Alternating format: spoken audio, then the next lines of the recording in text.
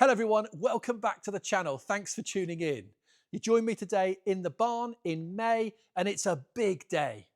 You see, my car collection at the moment is around 20 or so cars, and each of those cars, well, they need an MOT every year. So that's the annual roadworthiness test here in the UK, where they check the car over for everything that's safety and emissions, environment related, just to make sure your car is safe to be on the road. Every year, you've got to take one of these to an MOT test station. Now, to use the cars, once your car's MOT'd, you also have to pay road tax. And road tax costs between £30 or £40 a month. So what I tend to do alongside my daily, my Rover 75 Tourer, well, I tend to run 2 or 3 cars a month during the summer just to keep the cars really on rotation. Anyway, the DVLA, they have a rule here in the UK, and they say that a car, once it passes 40 years, becomes a historic car. It qualifies as a historic car. And well, that means 2 things.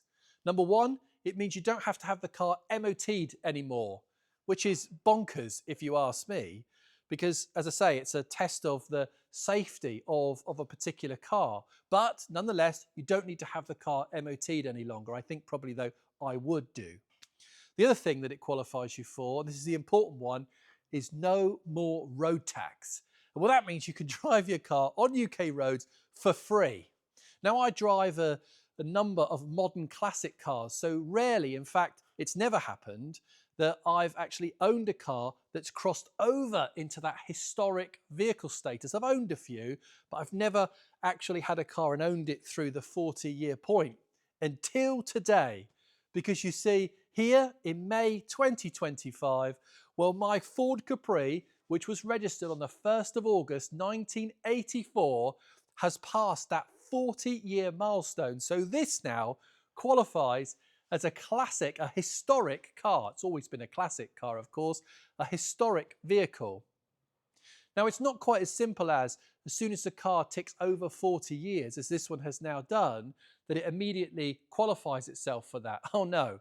No, the car actually needs to be nearer 41 years old. So this car registered 1st of August 1984. Now it's May 2025. So this is nearer 41 years old than it is, of course, 40 years old. But the DVLA say that in the year of taxation, after the 1st of April of that year, so long as the car is over 40 years in the January of that year, you can then apply for and have the car's status changed to historic vehicle. You still with me on that? Sounds a bit complicated, doesn't it? This car was over 40 years come January 2025, and therefore, after April, I can apply to have this car changed from a private light goods vehicle, PLG, on the V5 on the logbook, to historic.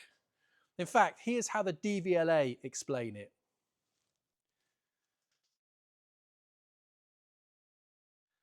So I hope that made it a bit clearer.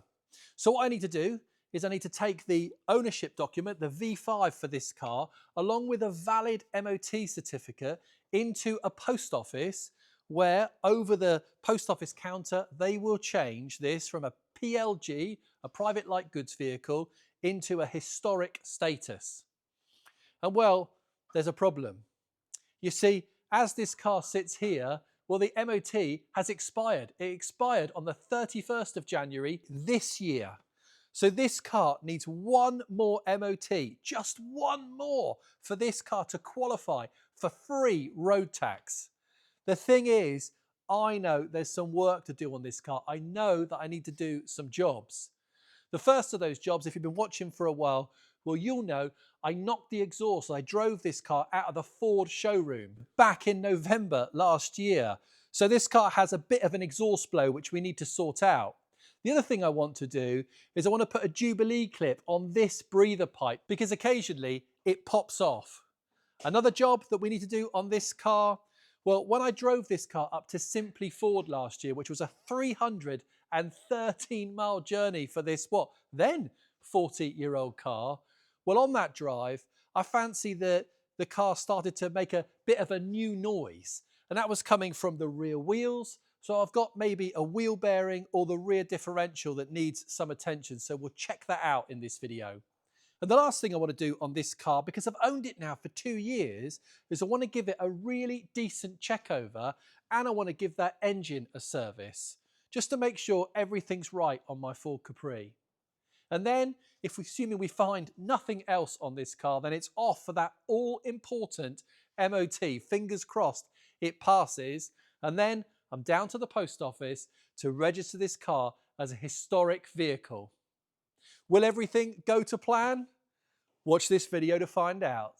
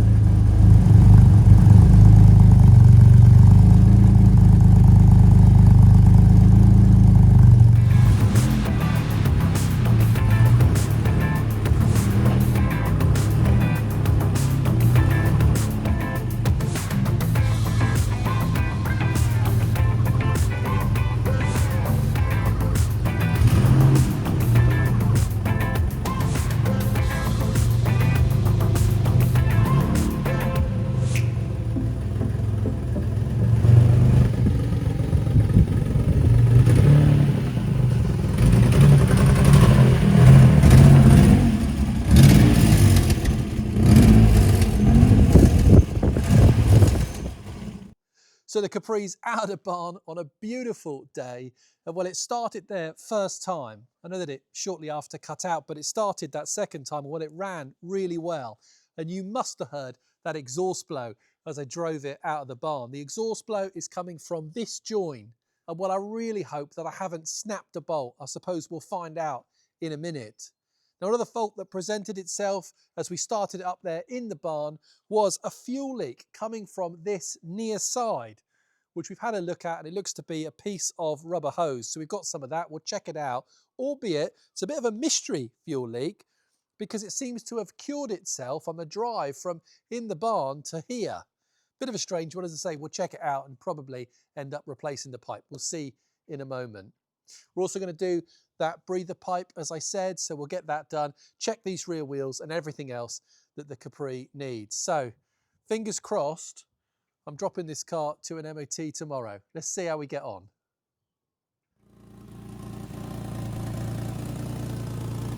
So here's a Capri running, and it's running terribly. And down here is the source of that.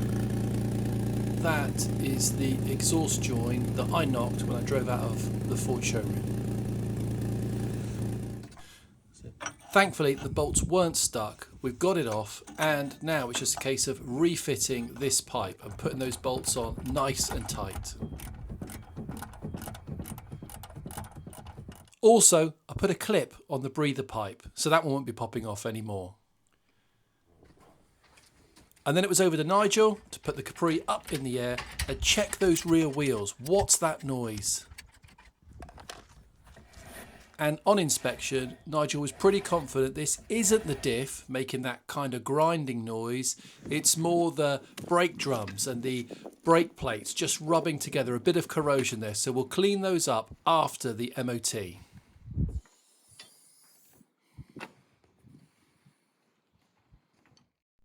Oh, and we did sort these messy fuel lines.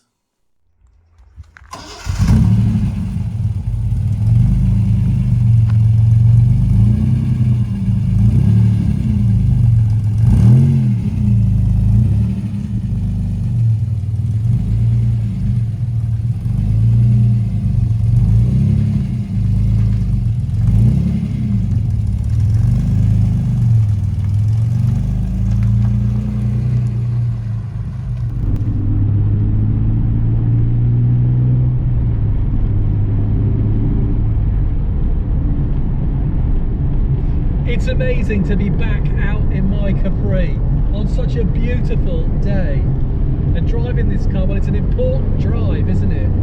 Important because this is this car's final MOT as a PLG vehicle. As I've said, I'll always continue to MOT the car. And as for the drive, the way that it's driving, well, it's driving beautifully. The benefit of having these cars and, well, putting them away for the winter is that you get to rediscover them every year. And what I'm really enjoying rediscovering this Capri, waking it up, jumping back in it and remembering all the good things about it and a few of the things that, well, need work that I'd forgotten about, one of which is a bit of brake judder under braking. I said earlier in the video that we'd look at the brakes, and now that we know that the noise coming from the rear is corrosion on those rear brakes, so we're going to do an overhaul of that. I'm going to order some new discs and pads for the front of my Capri as well. That should sort out that judder. But the brakes are good. I mean, the brakes certainly feel MOTable. The tyres are good. We gave the car a visual inspection when it was up in the air as we were checking the rear end of the car, and well, this car's got a chance. This car is definitely MOTable from our brief look back there. So we will see. I mean, it's rare, isn't it, that a car makes it to 40 years. This is one of the very few that makes it. And I know that I occasionally say on these videos that my Capri isn't the best around and needs a fair bit of work and all of that. But it's made it to 40. Will it do 41? Will it hit that historic vehicle classification? At the moment, I'm driving to the MOT. I genuinely have no idea. So I'm going to enjoy the rest of my drive to Popathic Motor Services, and well, we'll find out together in what will be a few moments for you and an hour or so for me.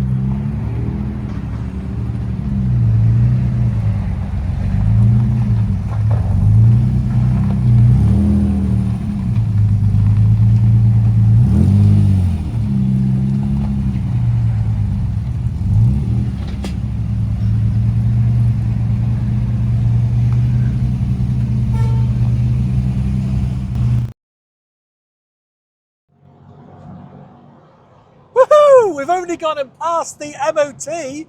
Well done, old Capri. I am chuffed to bits. A pass. And that means in a minute we're going to the post office. You're coming with me. I can't wait. Oh, goodness. I'm over the moon. Now, I've got a few advisories that I'll deal with in this video so that you lot know I look after these cars. The couple of advisories got a little bit of corrosion just where my feet are on the other side there. Nothing major, it's an advisory, but I'm going to get that sorted out. In fact, when I was with Roy and team, I actually booked it in. So it's in on Wednesday next week for that work to be done, just to keep the car in as good a condition as I possibly can.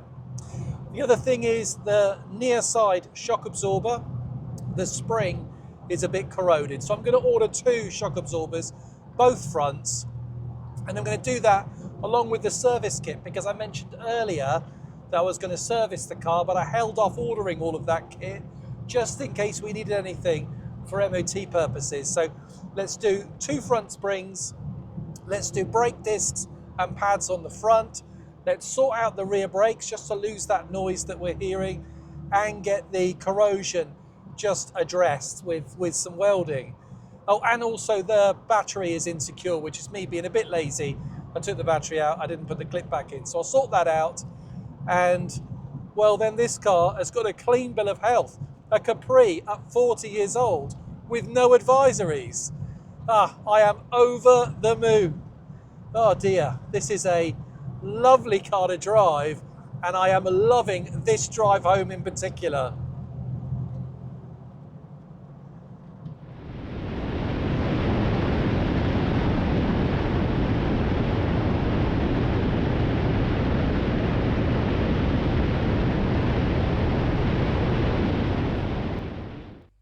Well, I've just got back from the garage with the Capri, and here it is, my car's final MOT as a PLG, as a private light goods vehicle. Brilliant. So I need this, and I need the V5. So here it is, the V5 for the Capri, which says PLG under the vehicle details section. So I take both of these down to the local post office along with a declaration of exemption from MOT, a V112 form apparently. To complete this, there's a whole list of reasons why a vehicle might be declared exempt from an MOT, and if you go right down to the bottom of that list to category R, well, you'll find a vehicle other than a public service vehicle registered or manufactured 40 years ago and which has not been substantially changed in the last 30 years. And that means my Capri qualifies. So I've got everything that I need right here, and I'm going to take these down to the post office now and get my car classified as historic. Let's go.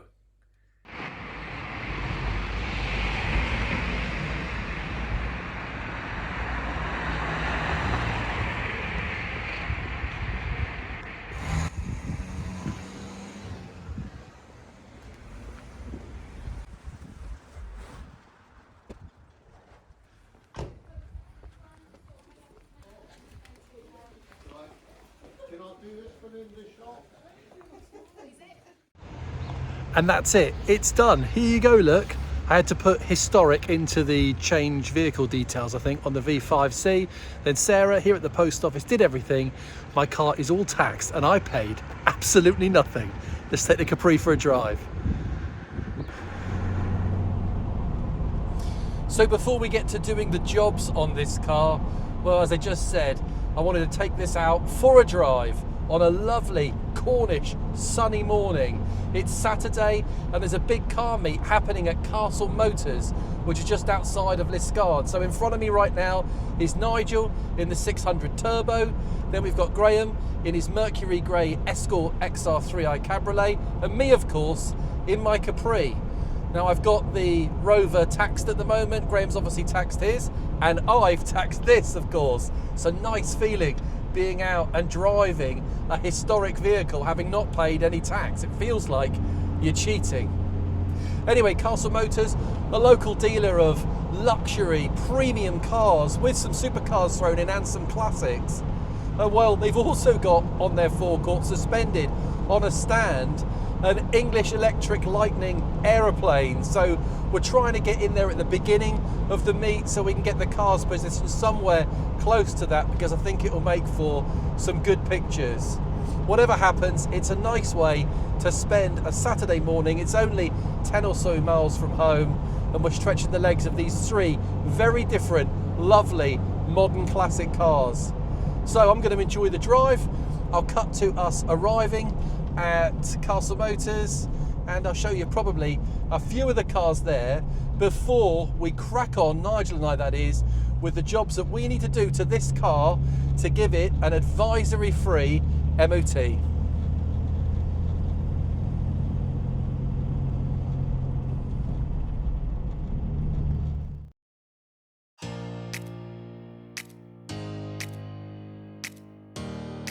At the meet, we were joined by my friend Simon in a car that you'll all recognise, our old Mark 5A RS 2000 4x4 Escort, looking absolutely great.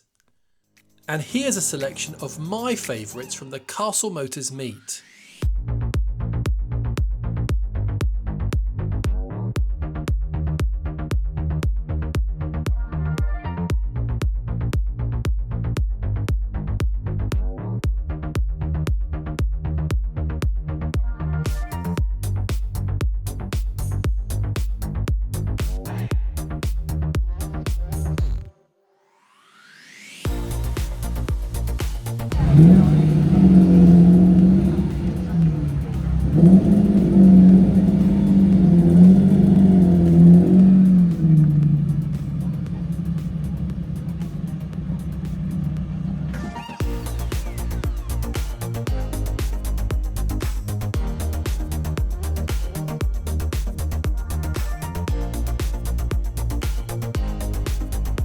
We did it. Here's the picture I was hoping to snag.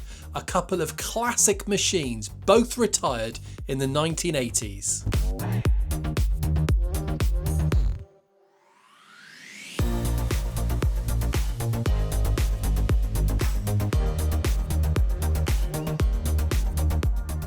Right, enough fun. Let's get back to addressing the MOT advisories on the Capri. And first to the corrosion. Now I asked the garage to go as far as they thought necessary to properly cure this corrosion. And well, look at the hole we ended up with. Cut back to nice, clean and solid steel. Problem solved. Then it was back to the car barn to sort the noise that was coming from the rear brakes, where on inspection we found one of the rear brake cylinders to be leaking. Here, take a look. So as well as cleaning the brake plates and the brake drums up, Nigel also replaced both rear cylinders for new. Here's how the plates were looking, pretty rough, so I set about cleaning these up and, once done, Nigel reassembled the rear brakes.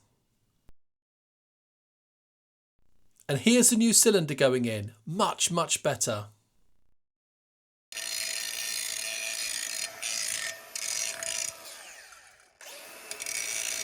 Nigel gave the edges of the drums a good clean with the grinder.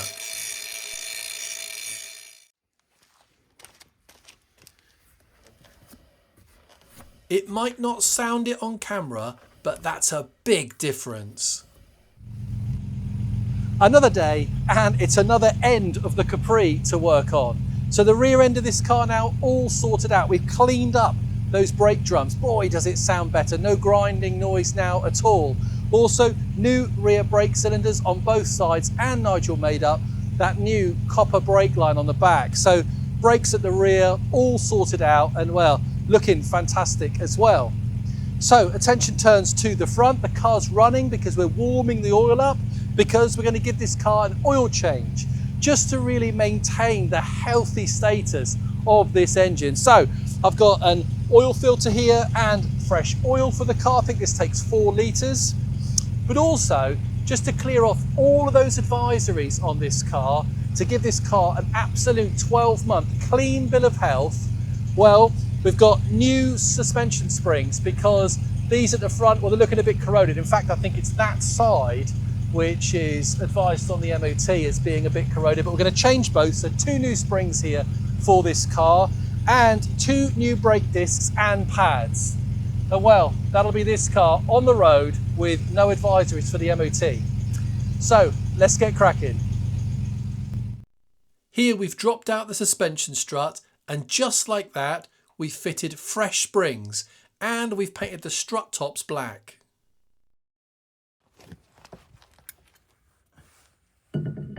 So that's the MOT advisories done. Then we moved on to the front brakes, with Nigel fitting new discs to remedy the wheel wobble under braking and some new pads.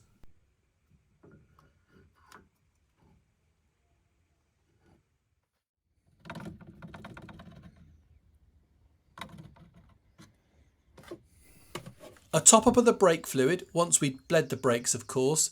Then, having already drained the old oil out, we refitted the sump plug, and with a new oil filter fitted, we filled the car with 4.25 litres of oil.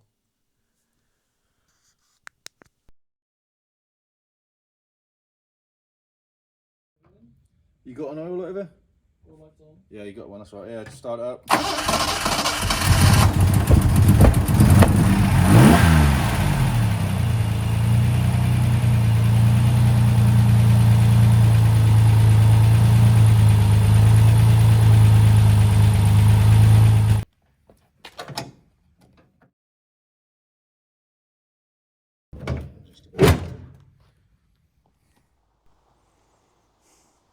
Well, that's me having completed everything that I set out to do in this video. As my Ford Capri sat here with an MOT, with all of the advisories done. This car's had an engine oil service, it's registered as historic, and it's road taxed for absolutely nothing, for free. And boy, does that feel good. My Capri isn't tidy enough really to be a Capri that's only used on the odd sunny day. And thank goodness for that is what I say. Yet still this car looks absolutely fantastic. Boy, does it stand out at any car show or any car meet.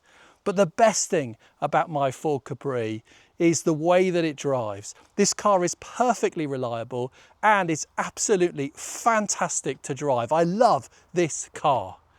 And after all of that effort, everything that you've seen in this video, well, it's time to take this car for a drive.